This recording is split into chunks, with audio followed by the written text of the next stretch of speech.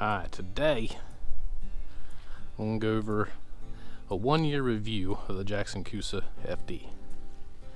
I'm going to start out with the pros, and don't worry, there is some cons. There's probably quite a few of them actually. So anyway, we're going to start out with the seat. The seat I absolutely love. It is comfortable. I do have one issue with it though. I wish there was one more seating position higher, like maybe even like 1.5 inches. That'd probably even work. And this is probably just more on me than what anybody else would think. It's just because I rather like pedal downward a little bit, have a more downward angle rather than like a straight across angle, if that makes any sense. So I put a throw cushion, like a little throw float thing on there, so it lifts me up like about 2 inches, and I can actually tell the difference. It's a little bit more comfortable on the legs and whatnot. It's not extremely uncomfortable anyway, but it's noticeable when you are up just a little bit. Other than that, the seat is pretty comfortable. I don't have any issues with my back. Sometimes my butt, but that's after like 4 hours of not standing up or getting out. So if you're butt locked for 4 hours, you might have a little bit of discomfort. Alright, another pro that I like is these right here. As you can see, my stakeout pole was pretty much somewhat in there. I usually just put it there. I'll just do this little number right here. Anyway, the boondocks is in the way when it's up like that, but that's how it'll be right there. So when I put it out in the water, it just kind of comes out like this right here. And easy to grab, easy to put away. Another pro is all the gear tracks. Even though I don't use them, I only use technically this one right here. I can't find my other little paddle park thing, but one does work. And then I have the one over there for my one rod holder. I got one more rod holder like this, or maybe two more. So one more goes right here on the actual boondocks itself. And if you wonder what these are just little support plates for the boondocks, so you don't get no flex. I just haven't purdied them up or anything. Another pro is obviously the flex drive. I just love the worry free of it. Being able just to smash in oysters and not have a worry about anything, which I think, you know, like the more fixed position pedal kayaks and the Hobies probably have a lot more problems. And as far as like splitting your fins or breaking a prop or bending something, but I know they're sturdy enough to where you're not going to like break your actual pedal drive. But prop wise, I mean, replacement props only like $20 or something for the whole kit, so it's not a huge deal. And it's probably the same on similar pedal kayaks, so it's probably not a bank buster or nothing, but just another thing just to be worry free about. Another pro is the shallow mode on the flex drive. There is a con to it because it's noisy, just because of the water slapping underneath where it's so close to the hull. But I can probably get an 8 inches or so before it starts rubbing, and I'm like 235, so if someone sub 200 pounds, I would say you could probably get in 6 inches or maybe even a little bit more. Alright, we're gonna go over some cons. Well, this is a pro and a con mixed. The handles. These handles are sturdy, and you could probably pull a truck with them. However, they are very uncomfortable because they're like grooved on the bottom here. But the handles are amazing. I don't think they would ever come out and or break. So, all right, let's move on to some cons. Now some of these are nitpicking type cons. These aren't like, oh my god, I made a mistake. So one con, we'll go ahead and start. So I'll take this off.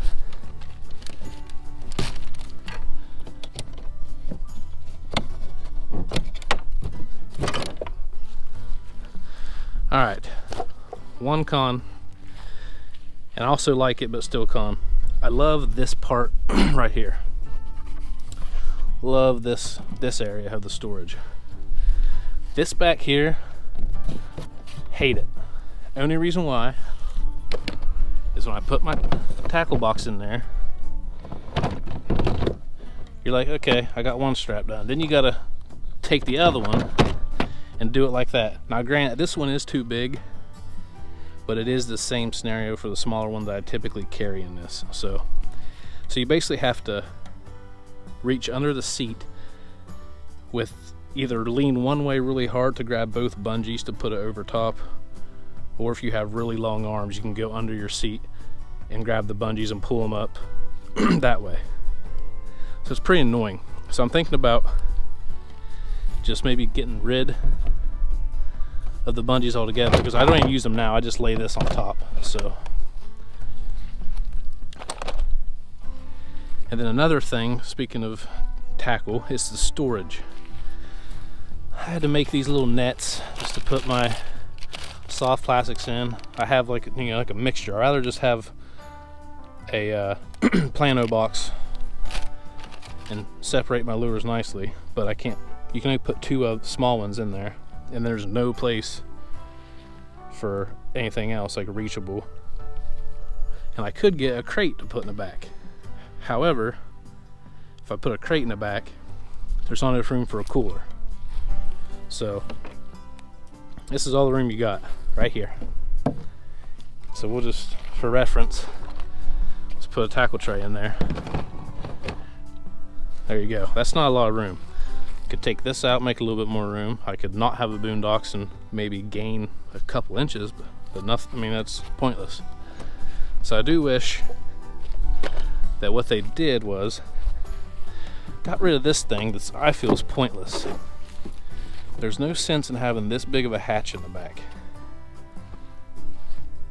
What they could have did was make this smaller, moved it forward to where you can still reach your rudder, make this about half the size, and then you could bring the tank well back an extra 6 inches, maybe 7.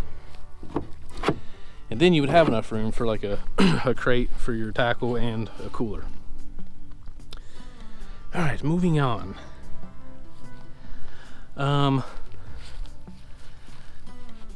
This isn't a huge con, this is more of a nitpick.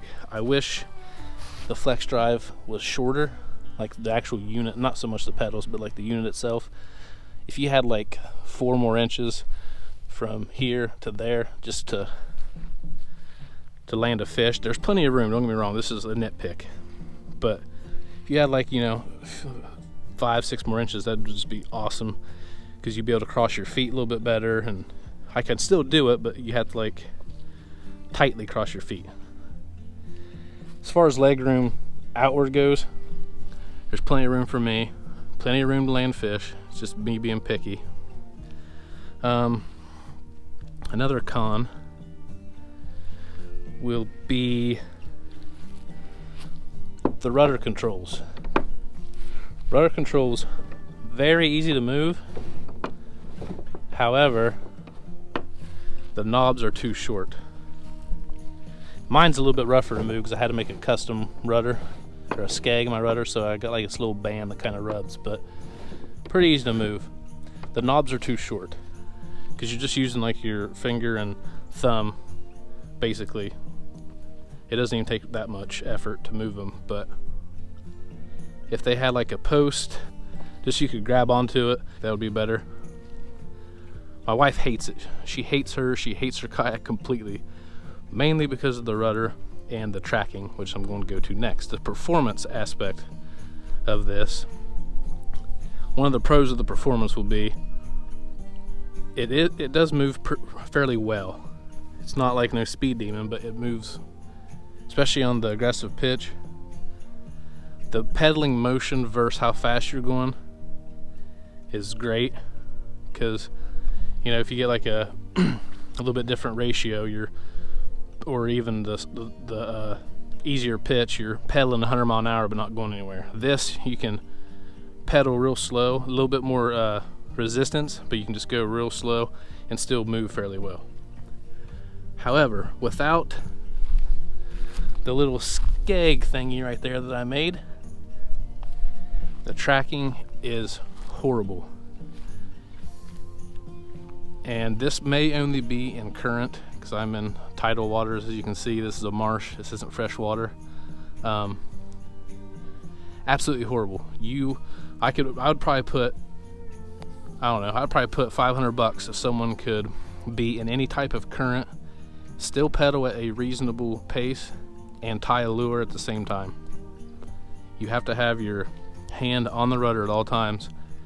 I can probably do one lure, but I'm facing 90 degrees, even sometimes 180 degrees opposite of where I was headed before. Now, with the skeg, this little simple thing that Jackson could have did right there, just that little piece to cut the water, I ain't gotta worry about that at all. I can probably tie 5 lures before I have to make any kind of adjustment, and that's even small adjustments. Nobody's going to go straight forever, especially in tidal and tides, but I could easily do a whole new leader and tie a lure after I'm done with the leader, more than likely, as long as the tide's not ridiculous. Now, I can't say anything. I can't say anything at all about this in fresh water, like a lake or a pond where there's no tide or anything like that. It might work excellent, but all I know is for where I'm at, you have to have a skeg and the rudder. Now paddling, if we're going to go with tracking with paddling, I'm not sure why, but when I paddle, and this is before I had the skeg, when I paddle, great tracking. I would say similar to my feel free. Similar to my feel free without the rudder. The tracking was good. I don't know if it's just this big skeg with the prop that drops down that kind of messes up the tracking, but when I have that up and I'm paddling in really shallow water, or there's been a couple times I just paddled just to paddle, just to see how it felt, it seemed to be fine. Like, I would say the tracking, it wasn't bad at all, but for some reason, when that skeg is down and you're pedaling without a skeg on the back, you go everywhere. It's pretty much any con I have. I mean, the weight, but you're going to get that in, the majority of pedal kayaks. So it's like 115 pounds, which ain't bad. I mean, it doesn't bother me. I've never had to drag it far, so maybe dragging it far would be awful, but I think that's pretty much it. Yeah, recommendations, my personal opinion: shallow water, marshes, creeks, I would recommend it, definitely. Just for the worry-free aspect, you can run over whatever you want. That's almost worth it by itself.